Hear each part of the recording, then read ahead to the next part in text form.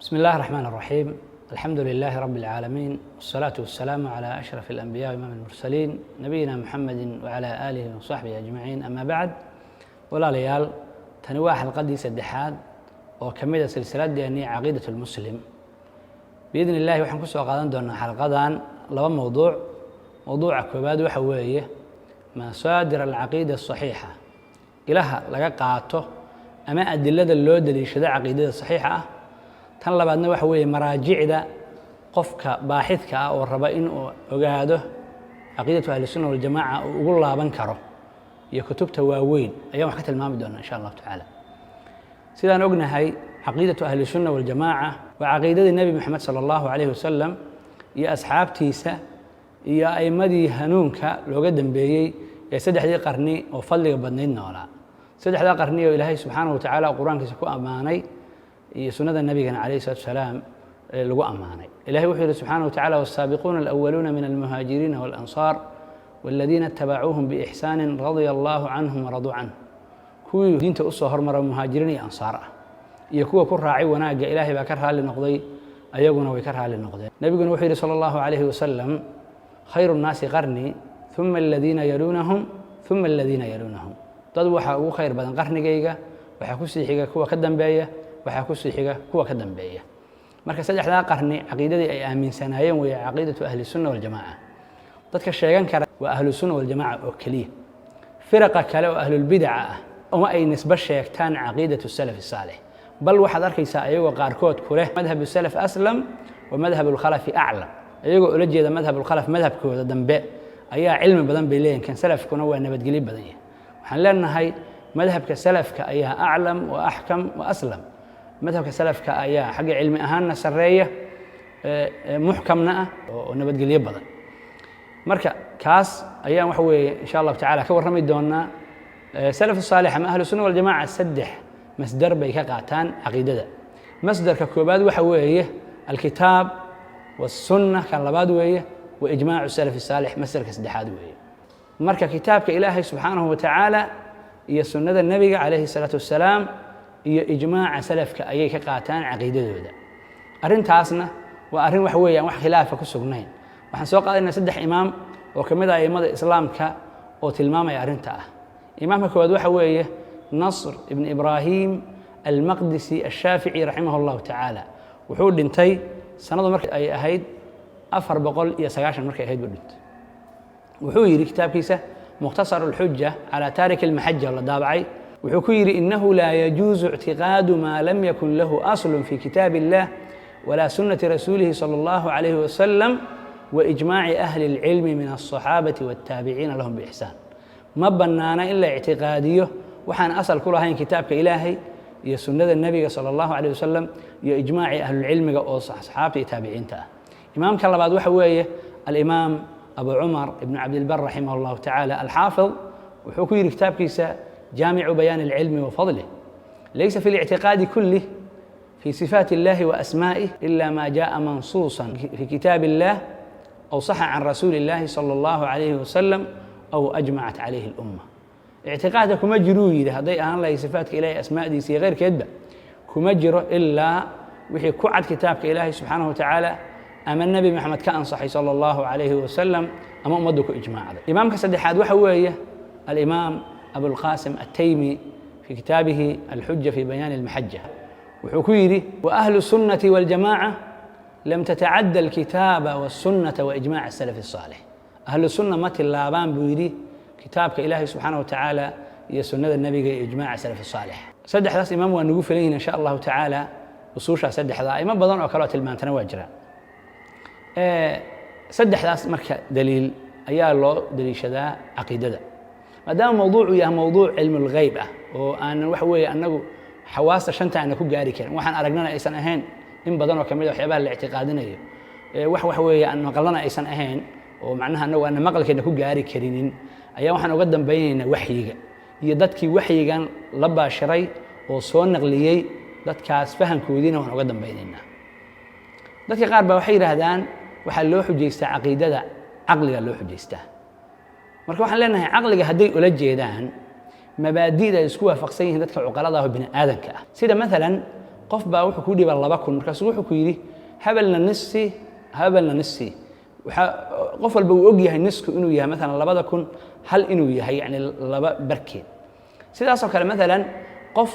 inaysan dhici karaynin hal mar ah inuu 2 meelood joogo oo maalan muqdishona uu joogo مثلا مكانه وجوجه في آن واحد بني آدم كانوا يفهمي كريان أما مثلا هدي اللي يقول هذا كلا حافظ كمذا مجالات مقدسة مثلا بار ربح هي مجالات مقدسية وين واحد وقتها هنا مجالات وين ته وهي شيء كون هي جزكيس ما كان مبادئ النوع عاصر كلا بني آدم كسكوها فقسية هي هدي اللي جوده عقلك وحنلاقي هاي وحي معتقد لو دليشان كرا نحر كذي واحد كهليس وحيجه marka uma baahnid inaad tiraahdo aqli ma xujeysan kara adigoo waxyiga haysta waxyiga ayaa wax walba wax weeye kaafi ku aweeye ولذلك الإمام السيوطي رحمه الله تعالى كتاب كيس الإتقان في علوم القرآن وحيري قال العلماء قد اشتمل القرآن العظيم على جميع أنواع الأدلة والبراهين علماء وحيري هذين قرآنك وحوك كلن صديق لمان أدلة إبراهيم النوعية ذيك الدول وألقيه الأيام شيخ الإسلام ابن تيمية رحمه الله تعالى ومسألة رنتي آد ونسري وآد وعدي كتاب سريع تعارض العقل والنقل وحويري أسوى كهالله قيب كم إذا متكلمين تنمين كاللي هذا ومروا البير هذا عقل النقل لدي اسكهر إماضا مبدأ ساد وبنبوني وحويري فقد غلطوا في ذلك غلطا عظيما بل ضلوا ضلالا مبينا في ظنهم أن دلالة الكتاب والسنة إنما هي بطريق الخبر المجرد ذاتك ليي إن وحوي كتاب إلهي السنة النبي مركي مبادئ إذا قرريان أي خبر كلي حق الناس قدبين أيانا أيسن أدلة إبراهيم دبلين ذاتك سيدا أفهمي ويقلدينهم وي بل الأمر ما عليه سلف الأمة وأئمتها أهل العلم والإيمان أرنك وحو يريد سيدا سلف كي أئمته أي هذين من أن الله سبحانه وتعالى بين من الأدلة العقلية التي يحتاج إليها في العلم بذلك ما لا يقدر أحد من هؤلاء قدره وحو كتابك إلهي سنة النبي كوسو وحيك وحوي انت الله باهنا ادله عقلك ولغه هليا وارن ايسن قدرين كو كان سدان شيغانيا قدركيدي ونهايه ما يذكرونه waxay sheegayaan nihaayadooda yani hadii la daba galo meesha ugu dambaysa markay gaaraan jaa alqur'aanu bi khulasatihi ala ahsan wajh quraanka waxa laga helayaa arintaasi nuxurkeeda waa keenaysa sida ugu fiican marmarka qaar marka tira marka adilada quraanka iyo xadiiska waxyiga xujayso wuxuu ku leeyahay dawr baa ka dhalanaya wuxuu ku leeyahay arintu waxay noqonaysaa ila meerayso marka tiraahid waxyiga sidaan ku sugan yahay مثلا وجودك إلهي سبحانه وتعالى وحيجينا أظن سبينس إلهي سبحانه وتعالى وحي ما نسى أرنت الدور لكن وحنا أرنتها سصح ما أهن وما بهند مثلا أذوق وحد راعي أمرك إلهي سبحانه وتعالى إن أد وحيجا أد دبجشه مركزته أدلة كسوغن محكور هذا براهين تعقل أنا ودو حجيسان كريسة يعني تاسوي مركز دور نقل ما يسمى مركز وأي هدي حتى هذا وحي كقاضا في النهاية وحكى سوى قاضن دون تبني آدم بس قاضن دون الله سبحانه وتعالى يا رسول كيسو صلى الله عليه وسلم أدلة عقلك وحي ما ركت كل شيئين وحوي واحد هليس أيضا تفترا ودلدل لا الحين هل كان بدأ بني آدم أي يسكدوا الدوين أمام متكلمين أمام فلاسفة مرر بدن وحي لين دلدل وحنقول هذا ما يدعي كرس مركز قرن كاتوران وي قضب كرس مركز وقضب هذا مهمة قرآن كمرر بدن كأركيسة إلهي لقوم يعقلون بل نبي عليه السلام وحلويري ولا يأتونك بمثل إلا جئناك بالحق وأحسن تفسيرا مثلك واحد ما أمتاش قرآن كل شيء وحوي براهين عقلية وهي وذلك القرآن مرة محولي وتلك الأمثال نضربها للناس وما يعقلها إلا العالمون مركا أرنتها أرن مهمة وهي نبي عليه الصلاة والسلام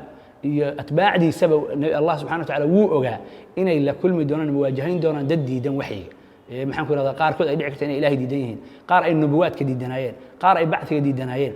laakiin arki maysid ayadoo maxay ilaahay subhanahu wa ta'ala uu leeyahay meel kale wax ka raadi bal waxa la yiri wa uuhiya ilayya hada alqur'anu li indirakum bih ha saas ku dhehbaa dadka waxa la ii waxyooday qur'aankan si aan wax weey in kugu diga weeye qul hatu burhanakum in kuntum saadiqiina lillahi marka sidaas uu nabiga kaleey salaam iyo asxaabtiisu ahaayeen yahuudi ba madiina kula kulmeen wax kale uma aysan xujaysan quraankaas ay xujaysanayaan wax ka sugan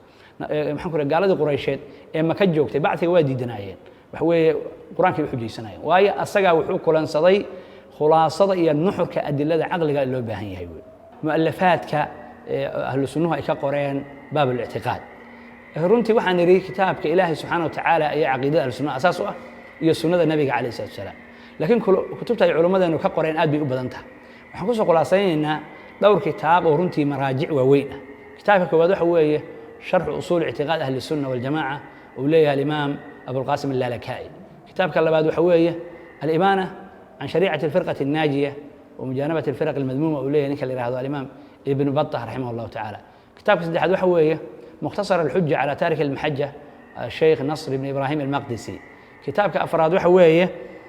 كتاب اللي يراهدو الحجة في بيان المحجة أو اسكال يا أبو القاسم التيمي كتاب كشناد وحوية الشريعة للآجري كتب تسمى كتب أدوى وين وحكى لكم كتب مهم كتب أي مضوا أي قرين الإمام أحمد كتب هيسا هي كتاب كأولية الإمام البخاري خلق أفعال العباد يلا وضع كتاب عثمان الدارمي ولا كلا يراهدو الرد على الجهمية إيوه نقد بشر المريسي وكل نقديه نكاس يسدو كلا كتاب التوحيد ابن خزيمة رحمه الله تعالى رسالة المزاني يمتك إسماعيلي يسدح كتاب دار قدني يلا وضع كتاب ابن جرير بيرنتي أفرى بدنيه متأخرين تمرك اللي يماذو وحاجر أئمه أضب هانتا يسد أفهمت هذا الكسلفك وحوي يلا وضع شيخ يأردده وشيخ الإسلام ابن تيمية رحمه الله يا الإمام ابن القيم الجوزية أردده دنوع الحافظ الذهبي وشيخ اسامه أردقي ابن كثير الشيخ اللي هذا الإمام ابن رجب رحمه الله تعالى أئمداس متأخرين تمرك اللي ما كسي دنبينا أئمة الدعوة النجدية الشيخ محمد عبد الوهاب أردديسي